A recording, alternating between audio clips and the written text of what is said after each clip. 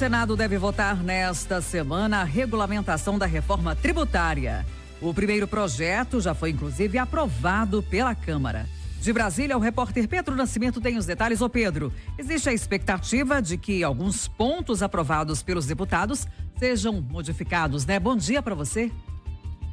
Bom dia também para você, Kátia. Bom dia, Eustáquio. Bom dia também para todo mundo que acompanha a Itatiaia nesta segunda-feira. A gente está tratando de alguns pontos na reforma tributária que devem ser alterados, mas a realidade é que desde que esse projeto chegou ao Senado Federal, foram apresentadas mais de 1.900 emendas a esse projeto que saiu do Ministério da Fazenda, né? Foi entregue primeiramente à Câmara dos Deputados, passou por modificações, agora está passando por essas modificações no Senado também e por conta dessas alterações no texto vai precisar voltar para a Câmara. E isso tudo a gente está falando de uma expectativa de aprovação ainda em 2024. Nessa semana a gente deve ter o desfecho final a respeito desse projeto, porque ele está no Senado já tem um tempo, está sob a relatoria do senador Eduardo Braga, ele que é do MDB do Amazonas e que pretende apresentar nessa segunda-feira, na sessão que acontece às 4h, o seu relatório final a respeito desse texto que será votado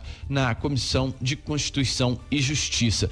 Esse é o último passo para que esse projeto seja levado ao plenário e que a partir desse momento possa ser votado e aprovado pelos senadores. Só que é o seguinte, o próprio Eduardo Braga, ele já disse que há um acordo para que esse projeto seja levado hoje para a Comissão de Constituição e Justiça, esse relatório seja apresentado lá e que a votação mesmo aconteça na quarta-feira. Então, a partir dessa aprovação na quarta-feira que o texto segue para ser votado no plenário e aí, se for votado dentro dessa semana, ele ainda precisa tramitar novamente na Câmara dos Deputados. Durante a semana passada, o senador Eduardo Braga, inclusive, já esteve conversando com o ministro Fernando Haddad da Fazenda para tratar a respeito desses pontos que foram modificados na proposta e também esteve reunido com o deputado Arthur Lira, ele que é o presidente da Câmara dos Deputados, do PP de Alagoas, e já está se articulando para que esse projeto, assim que chegar na Câmara dos Deputados, também possa ser aprovado rapidamente, porque é uma prioridade do governo e uma prioridade também dos parlamentares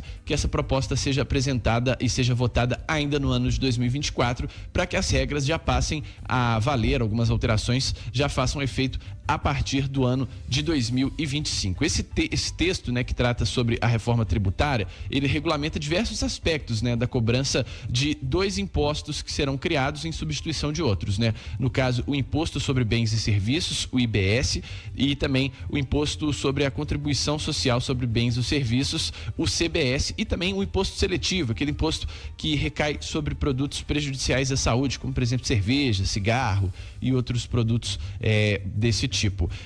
Esses produtos eles substituirão o PIS, a COFINS, o ICMS, o ISS e parcialmente também o IPI, que é um um imposto sobre produtos manufaturados. Só que aí entra aquela parte, né, Kátia, de entidades, de setores produtivos aí que já estão criando uma certa animosidade com relação a esse texto que será aprovado. Por exemplo, a gente tem por parte da CNM, que é a Confederação Nacional dos Municípios, um protesto que foi feito, né, e uma reivindicação com relação a um artigo que muda o Fundo de Compensação de Benefícios Fiscais do ICMS, que, segundo a entidade, é inadequada essa proposta de excluir o benefício da base do lucro tributável para fins de pagamento de imposto sobre a renda das pessoas jurídicas. Enfim, o que a CNM está reclamando é que essa alteração pode impactar em mais de 5 bilhões de reais os repasses que são feitos ao fundo dos municípios por parte do governo federal.